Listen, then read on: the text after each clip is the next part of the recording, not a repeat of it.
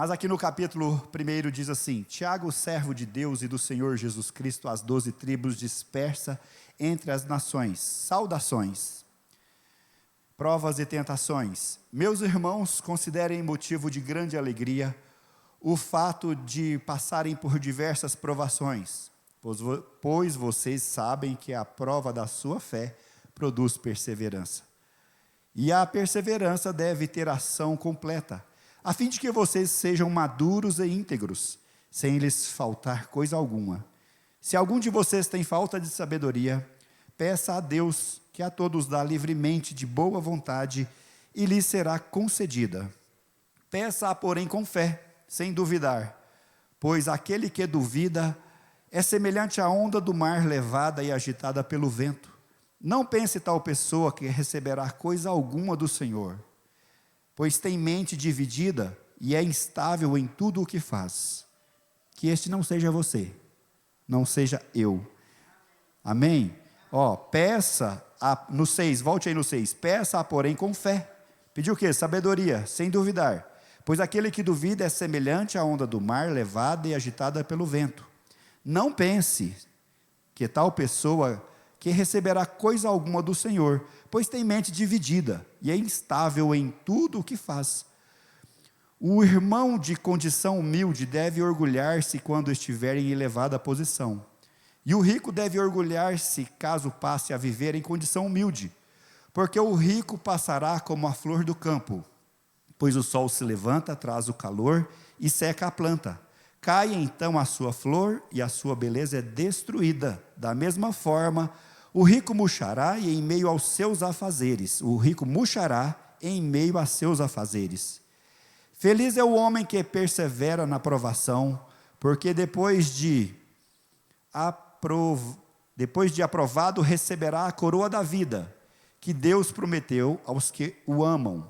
Quando alguém for tentado, jamais deverá dizer: estou sendo tentado por Deus, pois Deus não pode ser tentado pelo mal, e a ninguém tenta. Cada um, porém, é tentado pelo próprio mau desejo, sendo por este arrastado e seduzido. Então esse desejo, tendo concebido, dá à luz o pecado. E o pecado, após ter se consumado, gera a morte. Meus amados irmãos, não se deixem enganar. Toda boa dádiva e todo dom perfeito vem do alto, descendo do Pai das luzes, que não muda como sombras inconstantes.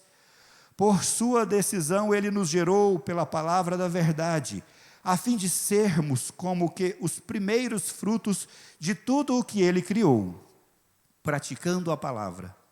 Meus amados irmãos, tenham isto em mente: sejam todos prontos para ouvir, tardios para falar e tardios para irar-se, pois a ira do homem não produz a justiça de Deus. Portanto, livrem-se de toda a impureza moral e da maldade que prevalece, e aceitem humildemente a palavra implantada em vocês, a qual é poderosa para salvá-los. Sejam praticantes da palavra e não apenas ouvintes, enganando-se a si mesmos. Aquele que ouve a palavra, mas não a põe em prática, é semelhante a um homem que olha a sua face no espelho, e depois de olhar para si mesmo, sai e logo esquece sua aparência. Mas o homem que observa atentamente a lei perfeita que traz a liberdade, e persevera na prática dessa lei, não esquecendo o que ouviu, mas praticando, será feliz naquilo que fizer. Se alguém se considera religioso, mas não refreia a sua língua, engana-se a si mesmo.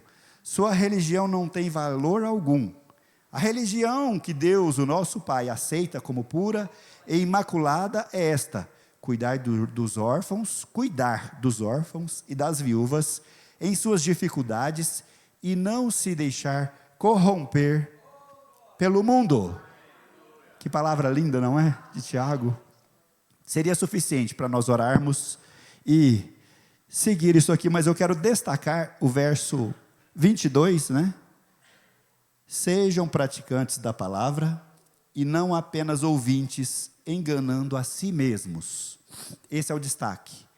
Sejam praticantes da palavra e não engane a si mesmo. Então nós vivemos hoje o tempo da informação.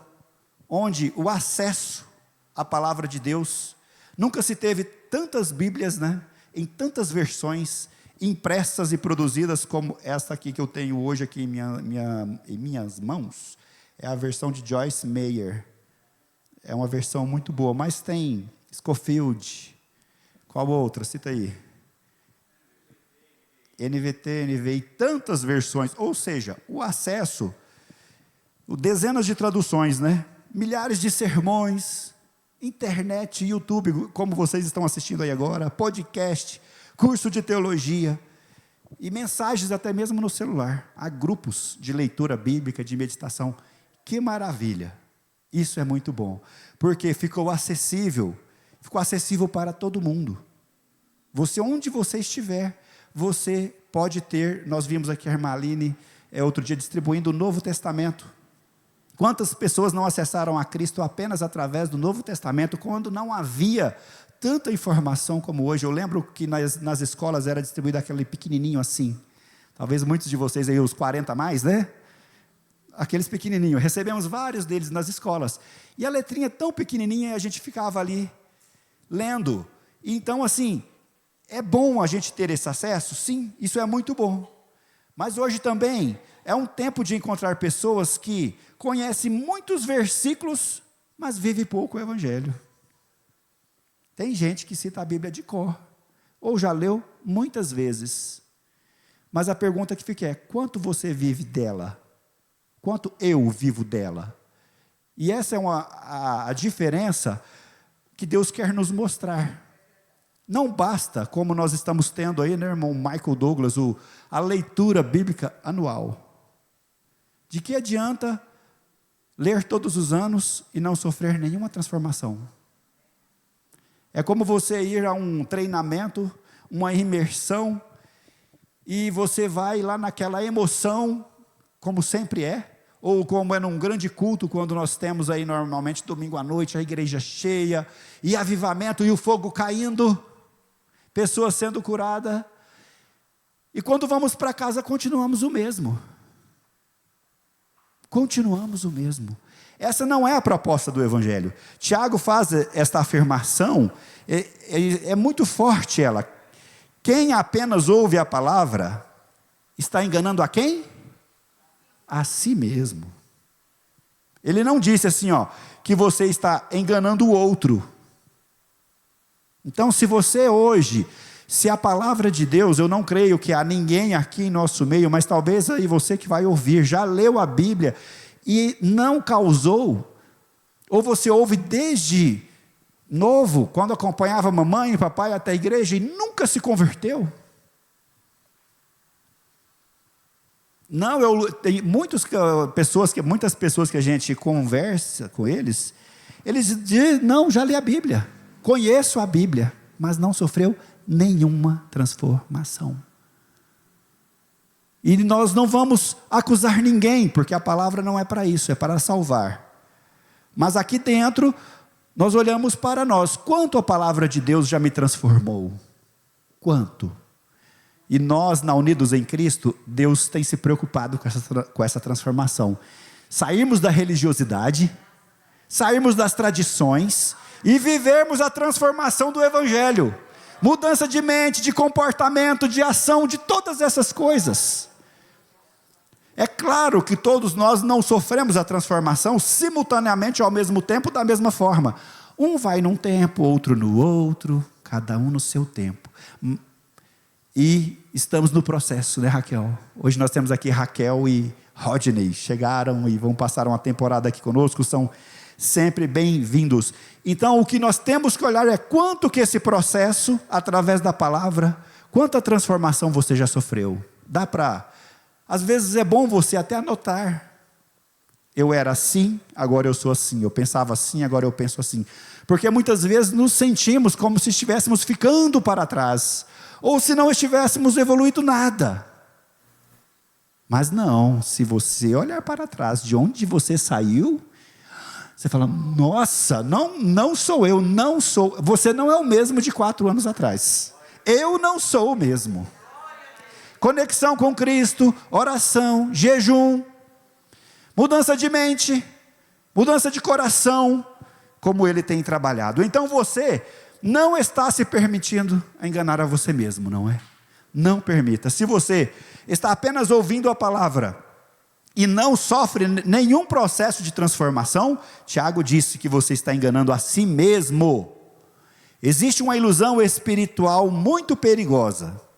Olha aí, a ilusão espiritual. Vamos ter cuidado com ela. De que se eu frequento uma igreja, está tudo bem. Essa é uma ilusão. E o que eu disse anteriormente. A pessoa diz, não, já li a Bíblia 5 vezes, 4 vezes. Mas não sofreu nenhuma transformação. Ou caímos no sossego. Vou na igreja todo domingo, frequento a igreja, leio a Bíblia, sigo o plano cronológico. E você vai ver aqui mais para frente a seriedade disto. Como é. Mas, você faz essa confusão e está vivendo essa ilusão de que se você frequenta uma igreja está tudo bem, porque você faz parte. Ou o pregador, porque eu prego está tudo bem. As pessoas me veem como a pessoa mais convertida da igreja, o santo. Olha a ilusão, porque não é a leitura, mas é os frutos lá fora, é a vida transformada, é o exemplo. Confundir conhecimento bíblico com transformação espiritual. Tem gente que você vai falar com ele da Bíblia, o que ele diz, eu já sei. Ele cita para você as escrituras e você pensa, nossa, é uma pessoa convertida. E não é. Conhecer não é obedecer. Ouvir não é viver. Frequentar a igreja não é seguir Jesus. Ser religioso não significa ser discípulo. A religião sem prática produz auto-engano. É o religioso, você vai ver mais para frente aqui. Tiago usa a ilustração do espelho. A pessoa que olha o seu rosto vai embora e continua exatamente igual. Não passa pelo processo da transformação. Assim também acontece com quem ouve sermões durante anos, lê a Bíblia inteira, faz cursos, decora versículos, mas continua, olha aqui, se você está vivendo essa ilusão, continua sem perdoar, julgando pessoas, sem misericórdia, vivendo orgulho, cultivando inveja, alimentando divisão. Você está vivendo uma ilusão. Eu estou vivendo uma ilusão se eu pratico isto aqui. E você sabe que nós desejamos ser como Cristo, alcançar a plenitude, amar, perdoar.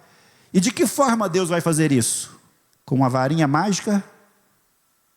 Com provações e com grandes desafios colocados diante de você, diante de mim, para que então eu possa sim perdoar. Então se você cresci na igreja, que maravilha, leio a Bíblia, canto no coral, sou evangelista, faço pregações, mas falha em perdoar, estamos sendo religiosos, você está sendo religioso. Você falha, você julga as pessoas, julga a irmã que canta, julga a irmã que está vivendo uma dificuldade, ou o irmão que está vivendo uma dificuldade ali na igreja. Não tem misericórdia. Quando alguém precisa de misericórdia, você acha que tem que fazer justiça com as próprias mãos? Então você está vivendo uma ilusão. A palavra não foi dada apenas para informar, ela foi dada para transformar. Anota isso e observa se há transformação em seu coração acontecendo. Tem que acontecer. Do contrário, o Espírito Santo não está fazendo a obra na minha vida. Esse é o grande milagre da palavra de Deus, é pegar um pecador e transformar ele em quê? Em um filho de Deus. Uma pessoa irada que não era capaz de perdoar, que carregava amargura, e transformar ele em um discípulo de Cristo, pronto a perdoar, pronto a render a sua vida. Olha o que Paulo disse. Paulo escreveu assim: a letra mata, mas o Espírito vivifica. Isso não significa que a Bíblia mata, significa que o conhecimento sem transformação produz orgulho religioso. Orgulho religioso fica defendendo a igreja, as paredes. Orgulho religioso fica defendendo tradições, usos, costumes e regras, santidade de templo. Ó, aqui dentro não conversa. Ó, aqui dentro não sei o quê, porque foi assim desde o meu tataravô. Mas na hora de perdoar e de ter a misericórdia para um irmãozinho, não tem. Faz ao contrário. O maior exemplo de religiosidade, nós já sabemos quem foi: os fariseus, não é? Davam dízimo de tudo, sabia toda a lei, não lhes fugia uma palavrinha, mas na hora de exercer a misericórdia, o que acontecia com eles? Eles jejuavam, oravam, contribuíam, guardavam todas as tradições. Mas Jesus disse para eles: vocês dão o dízimo da hortelã, lá em Mateus 23 está escrito, do endro e do cominho, mas negligencia os preceitos mais importantes da lei: a justiça, a misericórdia e a fidelidade. Justiça, misericórdia, fidelidade. Olha só, mas ignorava o coração de Deus. Obedece detalhes, mas ignora a lei principal. Você vai ver qual que é ela aqui. Marcos 7,8. Vocês negligenciam o mandamento de Deus e se apegam a tradições de homens. Gente, deixa a tradição de homem para lá. Traz sempre para a luz da palavra e diz assim: o que a palavra diz? Nem toda tradição é pecado, mas qualquer tradição que substitua a palavra de Deus se torna um grande problema. Se a tradição começa a substituir a palavra de Deus. Durante muitos anos, em alguns contextos cristãos, pessoas foram ensinadas a medir santidade por roupa, costumes, aparência, regras humanas, usos e costumes, aparência de santidade e reverência. Tudo isso. Enquanto isso, mentira, falta de amor, orgulho, inveja, fofoca, falta de perdão recebiam pouca atenção. Que coisa, não é? Jesus nunca colocou aparência acima do coração. Nunca. Oh, glória a Deus! Ele nunca colocou. O centro da palavra sempre foi o amor. Foi isso que Jesus fez. Quando perguntaram a Jesus qual era o maior mandamento, ele respondeu o quê? Amar a Deus e ao próximo como a si mesmo. Depois disse algo impressionante: destes 2 mandamentos dependem toda a lei e os profetas. Por isso aqueles fariseus se encontraram condenados. Guardavam tudo, não amavam o próximo. Guarda todas as tradições, mas condena alguém dentro da igreja, não aceita. A pessoa dentro da igreja e o irmão às vezes não aceita, a irmã não aceita. Tem gente que não vai na igreja se o outro estiver, você acredita nisso? Lá no Japão. Só lá que acontece isso, aqui não. Na Unidos em Cristo não, aqui não. Pense você.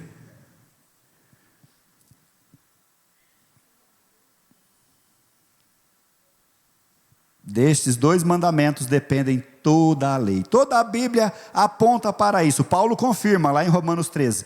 Quem ama o próximo tem cumprido a lei. Olha isso. Quem ama o próximo tem cumprido a lei. E ainda Gálatas 5,14. Toda a lei se resume num só mandamento: ame seu próximo como a si mesmo.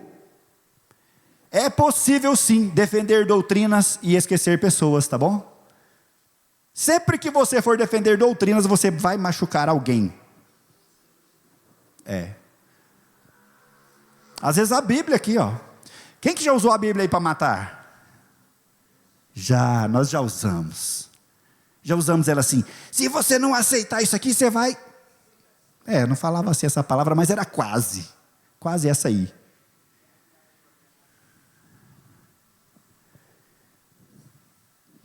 Então é possível, quando você defender doutrinas, você vai machucar alguém, esquecer da pessoa, do amor, do coração.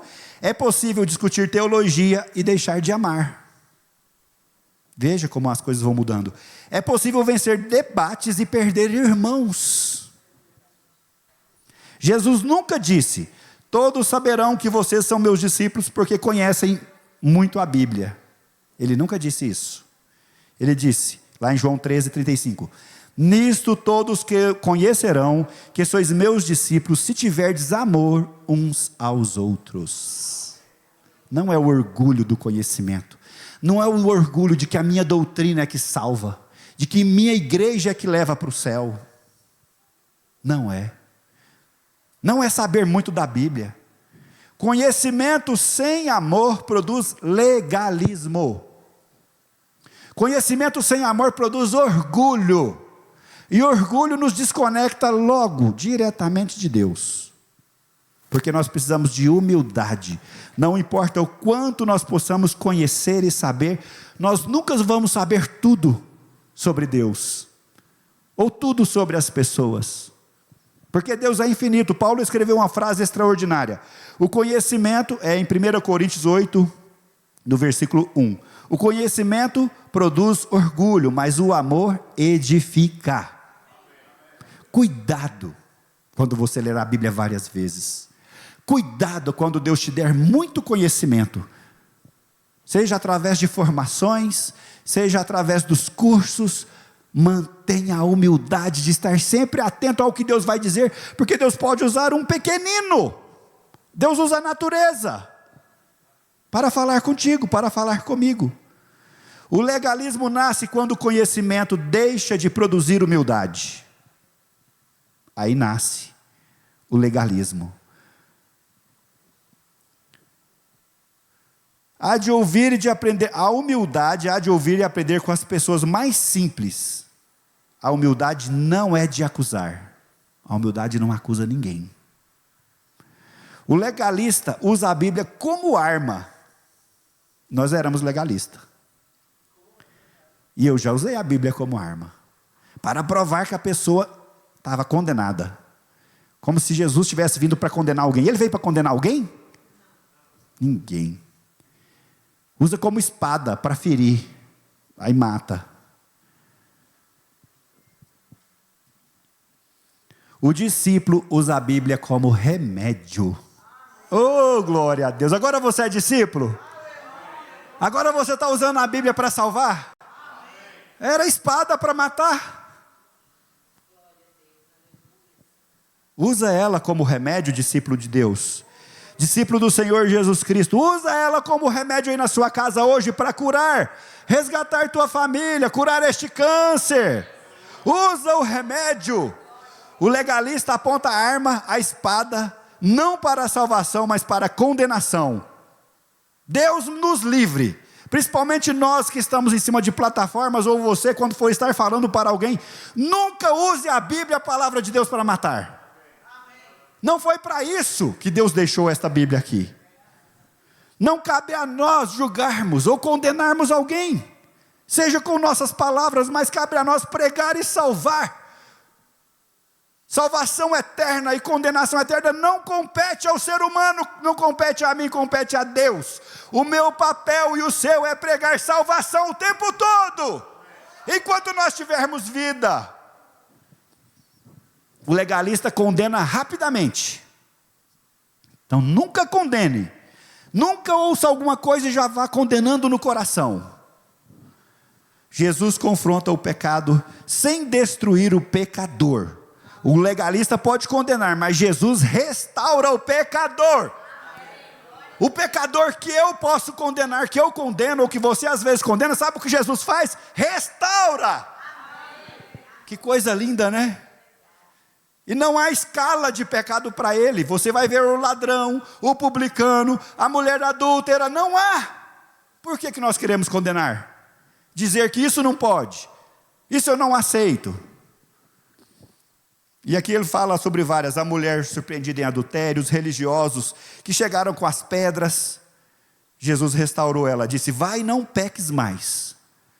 Aí eu te digo aqui, como praticar a palavra?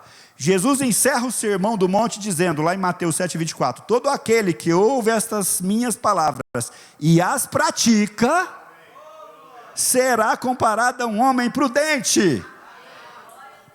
Gente, nós temos que parar de ouvir. Tem que parar de ouvir assim, só ouvir. Tem que deixar descer. e praticar. Observe, o fundamento não é apenas ouvir, é praticar. Praticar significa perdoar quando é difícil. Gente, perdoar o que é fácil. Perdoar quando é difícil. Amar quem pensa diferente. A gente, difícil isso aqui, né? Porque se não estiver na mesma igreja que eu, chega para lá. Não vai na minha igreja? Seu incrédulo. Ele pensa diferente, mas é para você amar. Servir sem esperar reconhecimento. Esse é o fundamento, é praticar. Pedir perdão quando erramos. O gente orgulhoso não pede perdão. Ele disfarça, ele arruma desculpa e taranã, taranã, e segue a vida, segue o barco. Ele não pede perdão. Restaurar em vez de humilhar. A gente humilha muito as pessoas. Humilhamos muito. Restauramos pouco. Mas a palavra de Deus está nos transformando. Primeiro capítulo de Tiago. Ajudar quem sofre. Cuidar dos pobres. Falar a verdade em amor. Falar a verdade em amor. Não é falar a verdade para matar. Aqui está toda a verdade, aí usa para matar. Não, é para falar a verdade em amor, para resgatar pessoas, viver aquilo que se prega, viver aquilo que se canta, aquilo que se lê. Lucas 6,46. Porque vocês me chamam Senhor, Senhor, e não fazem o que eu digo? É Jesus confrontando, né? Por que vocês me chamam Senhor, Senhor? Ora, de joelhos, jejuma e clama, e não fazem o que eu digo? Por quê? Essa pergunta continua até hoje, ecoando. Por que você vai tanto à igreja e não obedece o que eu digo? Eu falo na boca do pastor e você não obedece. Quase cito seu nome e você não obedece. Então hoje nós precisamos sim tomar cuidado para não trocar relacionamento por religião, não troca. Discipulado por tradição, ficar seguindo tradição. Santidade por aparência, aparência de santidade. Amor por julgamento e transformação por informação. Porque eu leio muito a Bíblia, eu sou santo, eu tenho o Espírito Santo. Sou cheio do Espírito Santo e não pratica. Quanto mais conhecemos a Bíblia, mais parecido com Cristo devemos nos tornar. Não mais duros, mais mansos. Mais mansos. Não mais críticos, mais misericordiosos. Não mais orgulhosos, mais humildes. Humilde, pronto para servir todo mundo, independente da escala social, independente do nível dentro da igreja, independente de qual igreja frequenta. Quantas pessoas nós teríamos convertido só de servir verdadeiramente? Aquelas pessoas de outras religiões, que nem condiz com a nossa. Sirva a eles de todo o coração, como Jesus ensinou. Assim como ele disse para os judeus, escravizados pelos romanos: Senhor, o que a gente faz quando eles pedirem que a gente carregue o fardo deles? Vai com eles duas. Serve dobrado. Você vai convencer seu inimigo. Vai transformar a vida dele. A religião pode produzir aparência, o evangelho produz transformação. A religião cria juízes, o evangelho forma servos. A religião constrói muros, o evangelho constrói pontes. Que nunca sejamos apenas ouvintes da palavra, mas que sejamos homens e mulheres cuja vida, uma continuação completa do evangelho transformado. Você é hoje o evangelho transformado na face da terra. Creia nisso de todo o teu coração e a partir de hoje, proponha em teu coração permitir que ele te transforme ainda mais. Você vai falar: chega de ouvir, chega, Senhor, a vida inteira só ouvindo, assentado em bancos de igreja, se sentindo digno da salvação, porque ouve, porque lê, e não pratica. Fala: a partir de hoje eu começo a praticar. Se você deseja, comece praticando oração pelos seus irmãos hoje. Orando por aquele que te perseguiu, aquele que te maltratou, aquele que não quis te servir, aquela pessoa que você acha que não merece a sua oração.